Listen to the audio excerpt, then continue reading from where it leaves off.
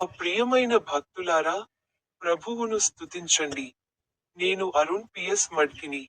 మీ అందరికీ హృదయపూర్వక శుభాకాంక్షలు. ఈరోజు జనవరి 26వ తేదీ, 2026 సంవత్సరం మొదటి నెల.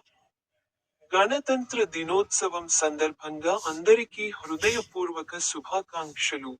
నవంబర్ 26, 1949న డాక్టర్ భీమ్రావ్ అంబేద్కర్ రాజ్యాంగ అమలుకు ప్రేరణనిచ్చారు. ఆయన చెప్పిన ఒక మాట విని, ఆయన ఒక బైబిల్ పద్యంలో ఇలా అన్నారు. సెయింట్ జాన్ పవిత్ర సువార్త, అధ్యాయం 13, వచనం 16లో ఆయన ఇలా అన్నారు.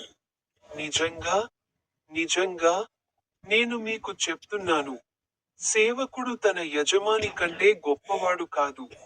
తనను పంపిన వ్యక్తి కంటే ఎక్కువగా పంపబడడు.